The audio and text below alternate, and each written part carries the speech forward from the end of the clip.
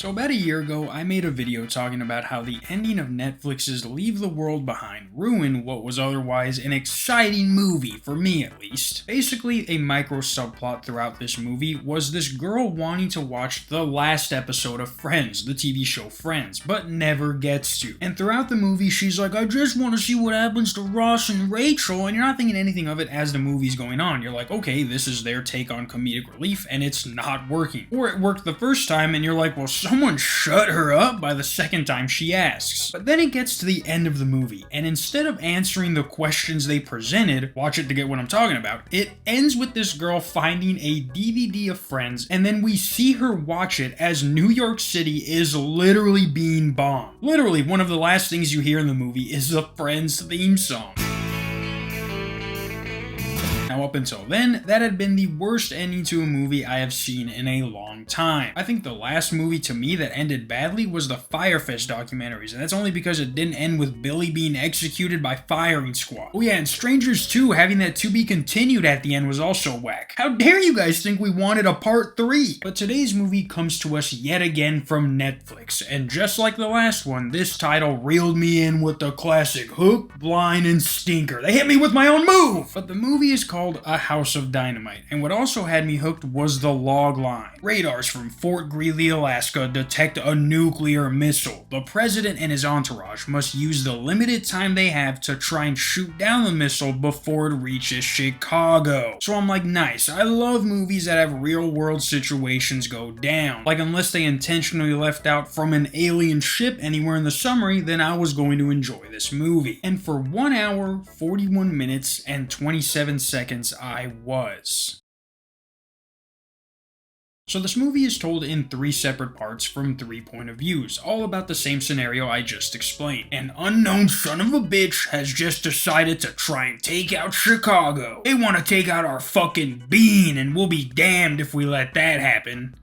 Or will we? This is why they call it Beantown, huh? But the first part of the movie is called Inclination is Flattening, and this is from the point of view of the people in DC whose job is to warn us that someone has just launched something, regardless if it's coming at us or not. And right away, they're like, yeah, someone just launched a fucking bomb at us, oh my god! You can see this girl notices the trajectory of this bomb is headed right for us, which is when they find out that they have less than 20 minutes to try and stop this thing from hitting its target. Now, part of what I like about this movie is that this is something that could actually happen at any time. Like, if Russia wanted to launch a nuke at us right now, this is an accurate representation of what would happen. But after they find out that the bomb is in fact heading right for us, they go through all the standard protocol, which is when we activate our defense missiles that in theory are supposed to shoot down whatever is coming for us. In real life, we have tested these out, but the thought of having to actually use these in a real world situation is something that not even the craziest of dictators wants to be thinking of. But unfortunately for us, the first defense missile fails to deploy, while a second one misses its target, horrifying everyone because now they have less than 10 minutes to try and figure out what to do.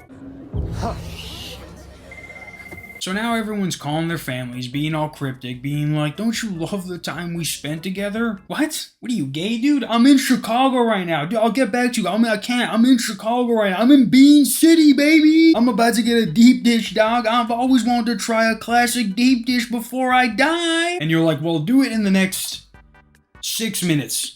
And counting. And I know you're probably thinking, we only have 2 defense missiles in the entire United States? We actually have 44, but as they put it, we would rather conserve what we have in case whoever starts firing anything else at us. We're gonna need them if they fire more missiles at us.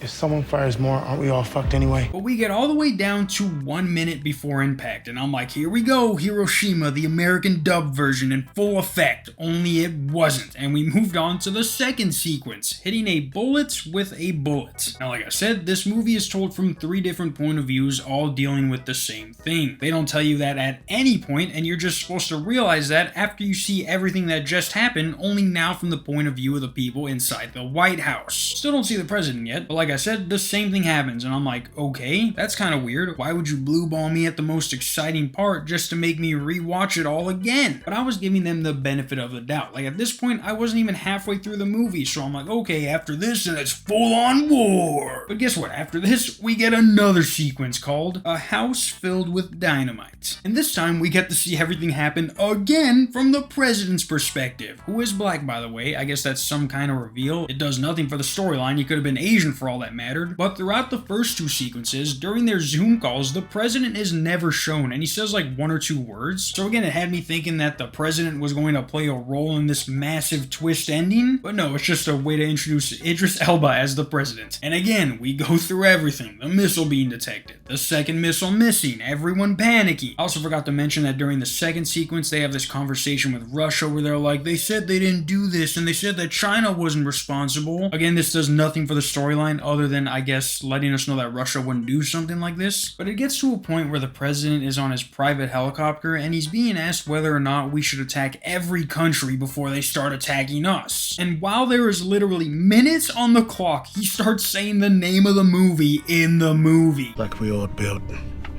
a house filled with dynamite. And his assistant is like, cool story, bro, but we need an answer. It then zooms into his face and then cuts to black before we hear the decision. So now I'm like, there's only 20 minutes left in this movie, and 15 of those are going to be the credits. So when we fade up, I better see death, destruction, mayhem, chaos, and or all of the above. But no, we're now at Raven Rock Mountain Complex, a self-sufficient nuclear bunker where we see all these people being bussed in. And that's it.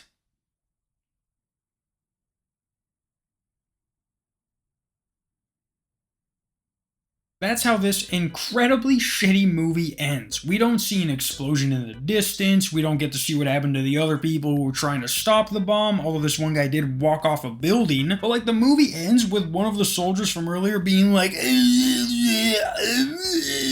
I'm just assuming that's what he sounds like. I mean, look at what he did and you tell me if he's making any other noise than that.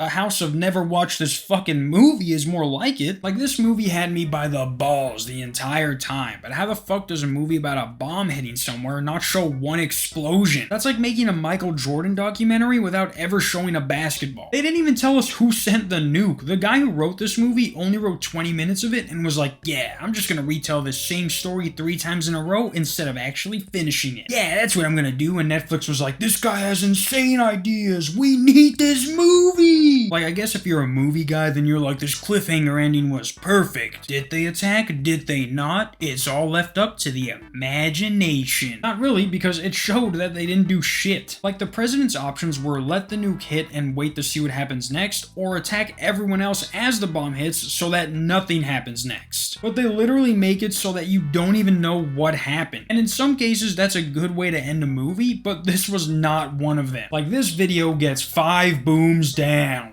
Boom, boom, boom, boom, boom. Yeah, guys, this was one of the greatest lead-ups to nothing I have ever witnessed. I cannot believe I was bamboozled by Netflix yet again, and if I hadn't illegally streamed the movie, I would have asked for this month of Netflix to be free. But until then, see you next time on another Illegal Movie Review.